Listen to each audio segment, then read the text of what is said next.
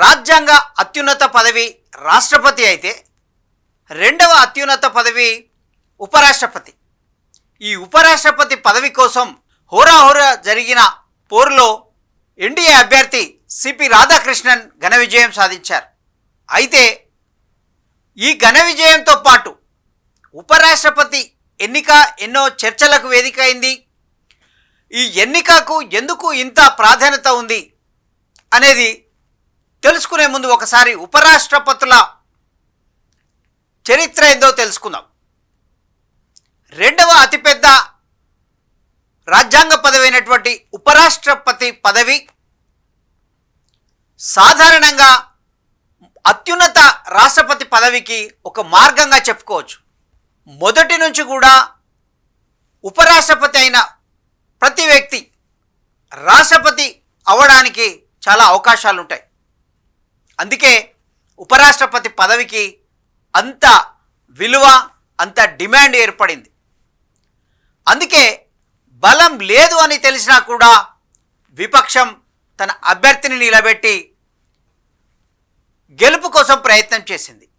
ఎందుకు అంటే ఇక్కడ పార్టీలకు సంబంధం లేకుండా ఆత్మ ప్రబోధంతో ఎంపీలు ఓటు వేసే అవకాశం ఉంది. కాబట్టి ఈ అవకాశాన్ని సద్వినియోగం చేసుకొని ప్రజల్లో మరొకసారి పట్టు సాధించేందుకు విపక్షం చేసిన ప్రయత్నమే అభ్యర్థిని నిలబెట్టడం అని కూడా మరొక చర్చ ఉంది. ఏదేమైనప్పటికీ ఉపరాష్ట్రపతి గెలవడానికి సరైన సంఖ్యాబలం లేకపోయినా విపక్షం అభ్యర్థిని నిలబెట్టింది. అయితే ఈ అభ్యర్థిత్వం వెనుక వేరే చర్చ ఉంది. అది ఇప్పుడు అప్రస్తుతం. అయినప్పటికీ కూడా ఈ ఉపరాష్ట్రపతి ఏదైతే పదవి ఉందో ఈ ఉపరాష్ట్రపతి పదవికి ఉన్న విలువను మరొకసారి చర్చించుకుందాం. మొదటిసారి సర్వేపల్లి రాధాకృష్ణన్ తొలి ఉపరాష్ట్రపతిగా పనిచేశారు. ఆయన ఉపరాష్ట్రపతిగా పనిచేసి ఆ తర్వాత రాష్ట్రపతి అయ్యారు. అక్కడ సర్వేపల్లి రాధాకృష్ణన్ దగ్గర నుంచి 10వ రాష్ట్రపతి కేఆర్ నారాయణన్ వరకు ఈ సంప్రదాయం కొనసాగింది. ఉపరాష్ట్రపతి అయిన వ్యక్తి తర్వాత రాష్ట్రపతి అవుతూ వచ్చే సంప్రదాయం జరిగింది, అవుతూ వచ్చారు. ఉపరాష్ట్రపతుల నుండి రాష్ట్రపతిగా ఎదిగిన వారిలో ఇప్పుడు జరిగింది 17వ ఉపరాష్ట్రపతి ఎన్నిక. అయితే ఈ ఉపరాష్ట్రపతి ఎన్నికల్లో ఎన్నో విశేషాలున్నాయి. 14వ ఉపరాష్ట్రపతి ఎన్నికలను పరిశీలిస్తే 4 సార్లు మాత్రమే, ఇప్పటివరకు జరిగిన ఉపరాష్ట్రపతి ఎన్నికలను పరిశీలిస్తే 4 సార్లు మాత్రమే ఏకగ్రీవంగా జరిగింది. మిగతా అన్నిసార్లు పోటీ అభ్యర్థులు ఉన్న పరిస్థితి. ప్రతిపక్షానికి అధికార పక్షానికి హోరాహోరీగా జరిగిన ఈ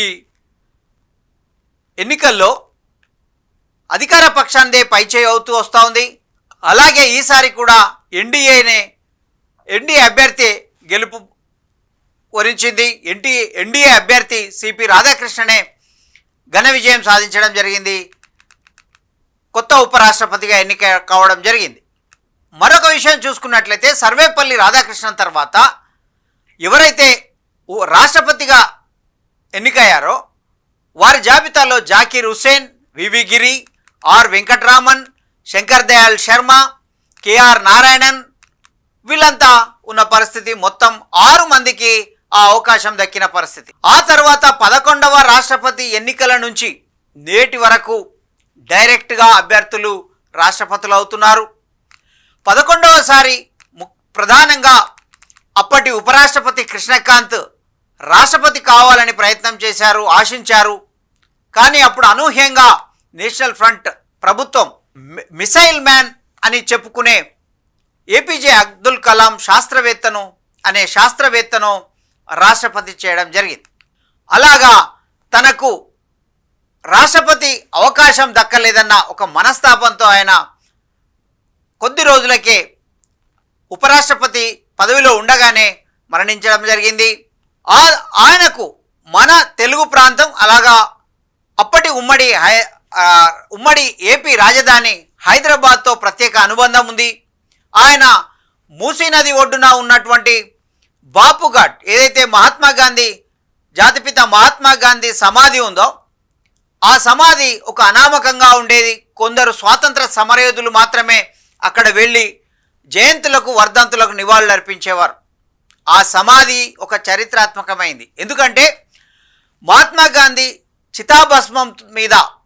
చితాభస్మాన్ని అక్కడికి తెచ్చి అక్కడ స్మారకాన్ని ఏర్పాటు చేసుకున్న పరిస్థితి. ఎందుకంటే అక్కడ ఈసా మూసా నదుల సంగమం, అది లంగరౌజ్ సంగం అని కూడా అంటారు. అక్కడ ఆ ప్రాంతంలో ఆ సమాధిని నిర్మించారు. ఆ సమాధి అనామకంగా నిరాదరణతో ఉండేది. ఎవరు పట్టించుకునే వాళ్ళు కారు. కేవలం ఆ జయంతులు వర్ధంతులు మాత్రమే అక్కడ చుట్టుపక్కల శుభ్రం చేశారు. వాళ్ళు అక్కడ కార్యక్రమాలు జరిపించే వాళ్ళు, ఆ తర్వాత ఎవరు పట్టించుకునే వాళ్ళు కాదు. ఎప్పుడైతే రాష్ట్ర గవర్నర్గా కూడా పనిచేసినటువంటి, మన ఉమ్మడి ఏపీకి గవర్నర్గా పనిచేసినటువంటి కృష్ణకాంత్, ఆయన ప్రత్యేక శ్రద్ధ తీసుకోవడం ఆ బాపు ఘాట్కు దశ తిరిగిన పరిస్థితి. ఇప్పుడు అది ఒక మంచి పర్యాటక ప్రదేశంగా మారింది.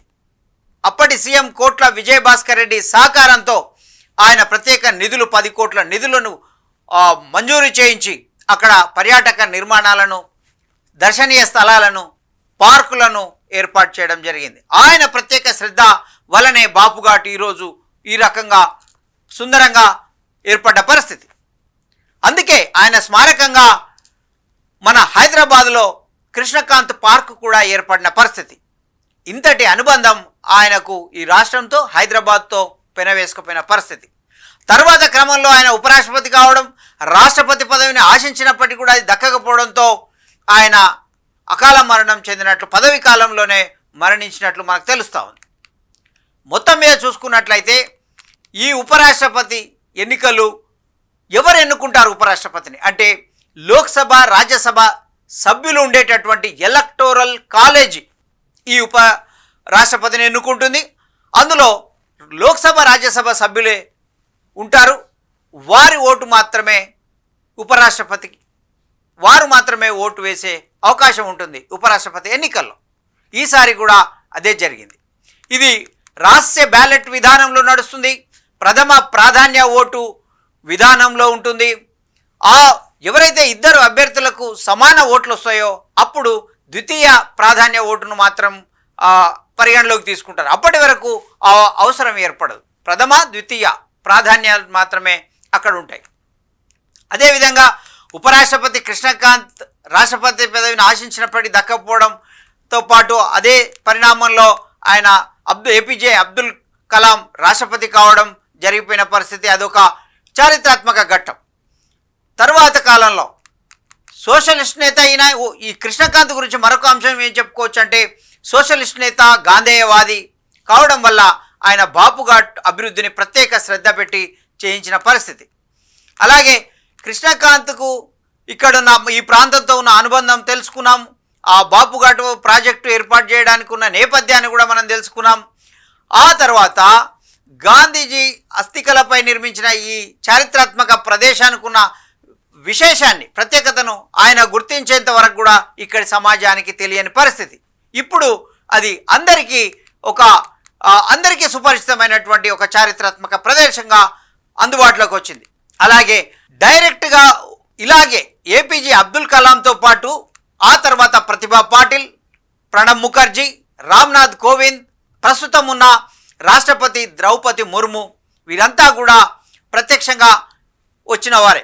ఉపరాష్ట్రపతి కాకుండానే రాష్ట్రపతులు కావడం వాళ్ళ విశేషం. ఇక తాజా ఉపరాష్ట్రపతి ఎన్నికల కాలేజీల్లో 778 స్థానాలు ఉన్నాయి. కానీ వాటిలో 7 స్థానాలు రాజ్యసభలో ఖాళీగా ఉండడం వల్ల 781 ఓట్లకు ఇది సంఖ్య పరిమితమైంది. వీటిలో బీఆర్ఎస్, బీజేడీ దూరంగా ఉండడంతో మరొక 11 ఓట్లు పోగా 770 ఓట్లు మిగలడం జరిగింది. మొత్తం మీద 98.2% ఈ పోలింగ్ నమోదైన పరిస్థితి.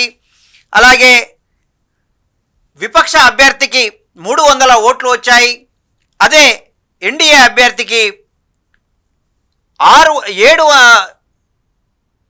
ఎన్డీఏ అభ్యర్థికి మొత్తం మీద 452 ఓట్లు వచ్చాయి. మొత్తం మీద 150 ఓట్ల పైచిలుకుతో ఘన విజయం సాధించినట్లు ప్రకటించింది ఎన్నికల సంఘం. ఇదిలా ఉంచితే మొత్తం మీద 326 మాత్రమే ఇండి పక్షం వైపు ఉన్నప్పటికీ కూడా అభ్యర్థికి ఇండి అభ్యర్థి అనొచ్చు, విపక్ష అభ్యర్థి అనొచ్చు, 326 పూర్తిగా కూడా పోలింగ్ కాని పరిస్థితి, నమోదు కాని పరిస్థితి. ఎందుకంటే 300 ఓట్లు మాత్రమే రావడం అంటే 26 ఓట్లు అక్కడ క్రాస్ ఓటింగ్ జరిగినట్లు తెలుస్తూ ఉంది. మరికొంతమంది గైరాజరైనట్లు తెలుస్తూ ఉంది. ఉపరాష్ట్రపతి గెలుపుకు కావలసిన బలము 386 ఓట్లు ఉన్నాయి. కానీ అక్కడ ఎన్డీఏ అభ్యర్థికి సంఖ్యాబలం, కావలసిన సంఖ్యాబలం కంటే ఎక్కువ 452 రావడం అనేది ఎన్డీఏ కూటమి యొక్క ఐకమత్యాన్ని సూచిస్తున్న పరిస్థితి.